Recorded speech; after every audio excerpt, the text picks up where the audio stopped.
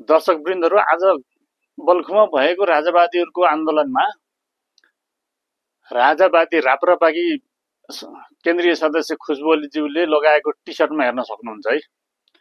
त्यहाँ आजसम्म भएका भ्रष्टाचार र चाहिने कर छलिका काण्डहरू त्यो टी सर्टमा लेखिएको छ। उहाँको छातीमा त्यहाँ 11वटा काण्ड छ, जहाँ केपी शेरे, प्रचण्डे, माधव कुमार नेपाल, बाबुराम भट्टराई लगायतका चाहिने थुप्रै गणतन्त्रवादी ठगहरूको चाहिने यहाँ चिनारी त्यहाँ लेखिएको छ।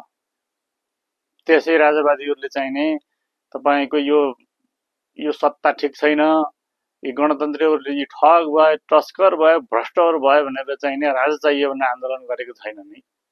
तपाईलाई कस्तो लाग्छ? मन पर्यो भने शेयर कमेन्ट गरिदिनु होला। हस्त नमस्कार।